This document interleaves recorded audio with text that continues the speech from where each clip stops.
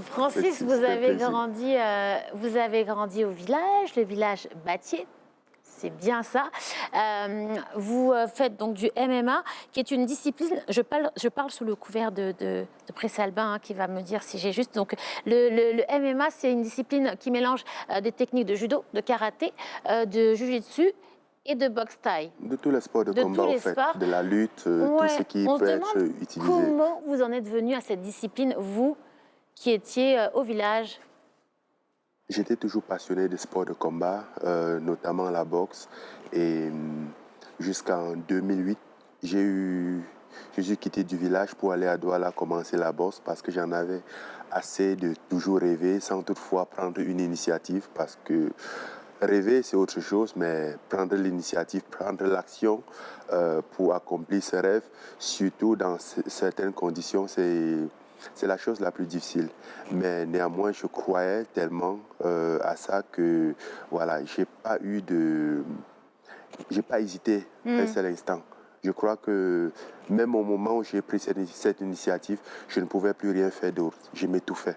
C'est comme s'il fallait ça pour moi. C'est comme si c'était l'oxygène qui allait me faire revivre. L'appel du destin. L'appel du destin, effectivement. Ça, voilà. Mais à cette époque, ça ne se voyait pas comme ça. Hein. J'ai dû vendre ma moto que je faisais du benskin avec. Et là, on a trouvé que j'avais perdu la raison, quoi. Je le disais en vous accueillant, vous êtes devenu, oui, une légende, un représentant de la culture camerounaise, africaine plus largement dans le monde. Et vous avez un nouveau challenge. J'ai ouï dire que vous aviez envie de vous lancer dans tout ce qui concerne l'audiovisuel, la production. Ça, c'est plutôt une passion. J'ai toujours aimé ce qui était audiovisuel. Et il est temps pour nous de prendre l'initiative de faire quelque chose pour nous, de raconter notre histoire, de parler pour ceux qui n'ont pas eu l'occasion, de ceux qui n'ont pas de voix, de s'exprimer. Parce qu'aujourd'hui, quand je suis à l'étranger, on me parle de mon histoire comme si c'était une histoire exceptionnelle, alors que je sais que c'est l'histoire du commun des Africains. Tu vois. D'autres n'ont juste pas eu cette opportunité d'être sur le devant de la scène. Voilà. D'être au devant de la scène pour raconter l'histoire. On a hâte de découvrir tout ça très prochainement, j'espère. Pour revenir sur ton propos il y a quelques instants, Francis, moi je considère que tu as réussi, parce que pour moi on a réussi quand on devient une inspiration pour les autres. Je pense qu'on ne mesure pas la puissance que c'est de montrer aux autres que c'est possible, et c'est ce que tu as fait en devenant ce que tu es devenu. Bravo mon frère. Ah, merci beaucoup. Francis, on va regarder ensemble quelques images. Dans la nuit du 27 au 28 mars de l'année 2021, tu es devenu une icône. Tu as inspiré des millions de jeunes à travers la planète en leur montrant que c'est possible.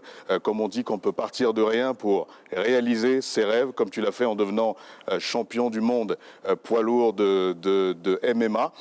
Une immense victoire, malgré laquelle tu es resté l'homme que tu es. Je pense que tu es un exemple de détermination et de résilience, mais également avec l'humilité qui caractérise les plus grands.